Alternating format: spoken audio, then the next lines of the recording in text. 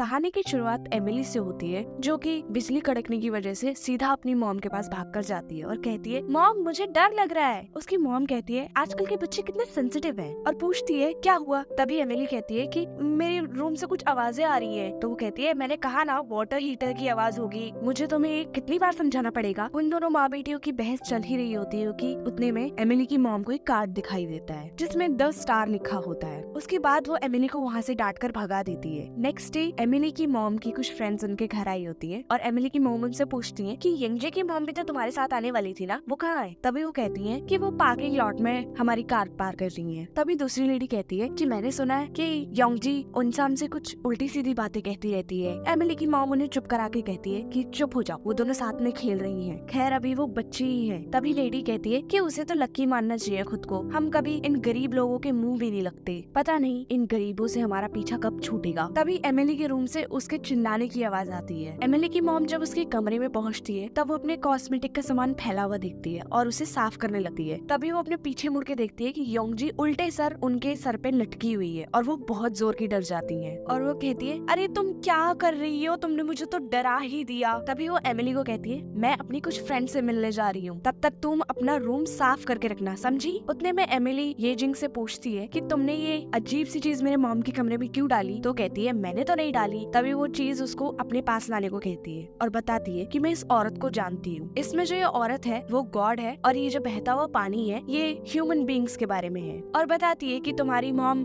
God के जैसे pressed की जाएगी। एमिली की मॉम और उनकी फ्रेंड्स और यिंगजी की मॉम सारी शॉपिंग के लिए चले जाते हैं, जिसमें वो रास्ते में बताती है कि उन्होंने कैसे उसे भूत बनकर डराया, और वो दोनों लेडी फिर से यिंगजी की बुराई मारने शुरू कर देती है कि वो बहुत लकी है, उसे इतने सारे कॉस्मेटिक के सामान यूज नहीं करना चाहिए एंड ब्ला ब्ला। एमिली की मॉम यिंगजी की मॉम को एक ड्रेस देती है और कहती है, ये तुम पहन लेना, ज्यादा महंगी नहीं है, तुम रख लो। इधर घर में एमिली और यिंगजी की आर्गुमेंट चल रही होती है कि ज़ॉम्बी मेकअप हो या फिर दूसरा मेकअप हो। तभी एमिली पुरानी बातों को लेकर आ जाती है, जिसमें वो याद करती है किस तरह एक डॉग उसके ऊपर अटैक कर रहा था और यिंगजी ने आकर उसे बचाया था। दूसरी तरफ एमिली की मॉम की फ्रेंड्स दोबारा से उनकी चुगली करना शुरू कर देती है और कहती है कि तुम ऐसे जंगली जानवरों को हाई क्लास सोसाइटी में आना कब बंद करवाओगी, और अब जो तुम्हारी बेटी के साथ वो दोस्त बनी फिर रही है ना, उसकी रिलेशनशिप को अब तुम्हें काट देना चाहिए। और कंटिन्यूसली उसके कान भरती रहती है। एमिली को कुछ भारी सा गिरने की आवाज आती है और वो यिंगजी को कहती है, मत करो, मुझे इरिटेशन हो रही है। यिंगजी कहती है, ये मैंने नहीं किया। यिंगजी उससे बताती है, जब तुम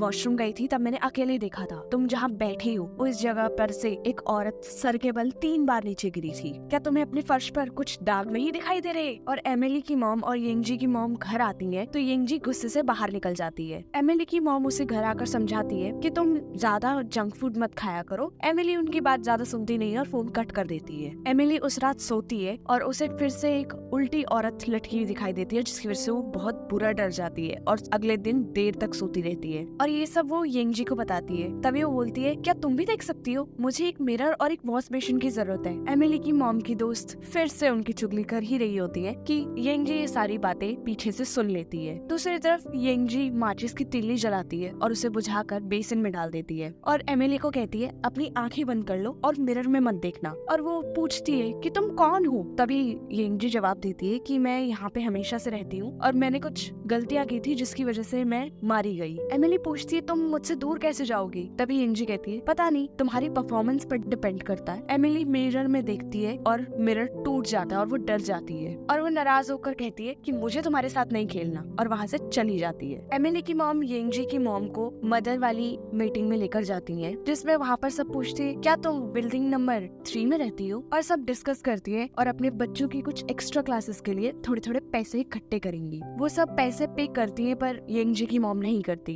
और इस बात के लिए काफी सारे ताने भी देती है और कहती है कि तुम्हारी बेटी काफी सारी अजीब हरकतें करती है, जैसे कि कुछ चीजें चुराती है और अजीब अजीब बातें करती है बच्चों से। उन सब की बातों से परेशान होकर यिंगजी की मॉम वॉशरूम चली जाती है और वहाँ का गार्ड उन्हें रोक देता है और कहता है कि तुम अपार्टमेंट 1 to 5 के लोग यहाँ पर नहीं जा सकते। तभी एमिली की मॉम उन्हें अपना कार दिखाती है और उन्हें वॉशरूम में लेकर जाती है, पर वहाँ के सारे वॉशरूम्स ऑक्यूपाइड होते हैं और यिंगजी की मॉम को जाने का मौका नहीं मिलता। वो एंजाइटी में आकर वॉशरूम को गंदा कर देती है और दूसरी तरफ एमिली यिंगजी को अपनी डॉल खोने के इल्जाम में डांट रही होती जाती है और उसे कहती है कि तुम्हें चाहिए थी ना वो, तुम कल कह रही थी ना कि तुम्हें कुछ ऐसा चाहिए, तुम्ही ने चुराई है ना वो। यंगजी उसे कहती है कि मैं तुम्हारी डॉल कहीं नहीं लेके गई। एमिली कहती है कि मैं तो तुम्हें शुरुआत से ही पसंद नहीं करती थी और उन दोनों के बीच में बहुत बुरी लड़ाई शुरू हो जाती है। उसी टाइम एमिली की मॉम आ जाती है और उन दोनों को छुड़ाती है और उन दोनों को छुड़ाने के चक्कर में वो यंगजी को धक्का दे देती है। एमिली की मॉम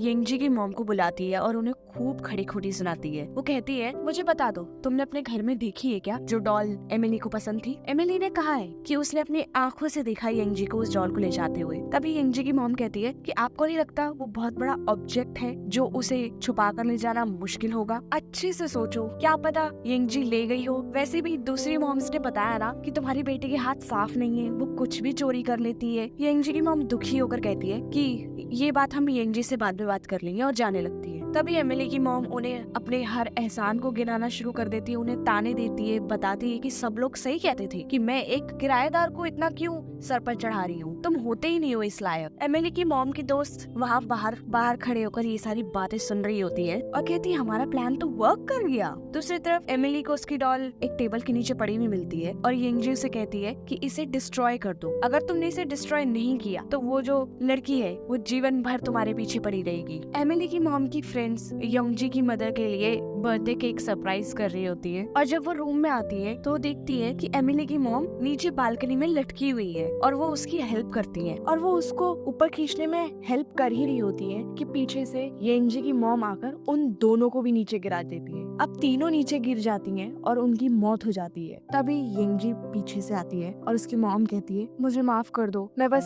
अच्छा परफॉर्म करना चाहती थी। एंड में यंगजी और उसकी मॉम उसी पार्क में बैठे होते हैं जिस पार्क में उन्होंने एमिली को बचाया होता है और यंगजी अपनी मॉम से कहती है कि वो बुरे लोग थे, मैं तुम्हारे लिए अच्छे दोस्त ढूंढ कर लाऊंगी और कहती है कि थोड़े ज्यादा जंक फूड खाया करो। तभी वो एक बच्ची को वहाँ आते हुए देखती है और उसके पीछे अपने कुत्ते को छोड़ देती है और उसी तरह उसे भी बचाने चली जाती है।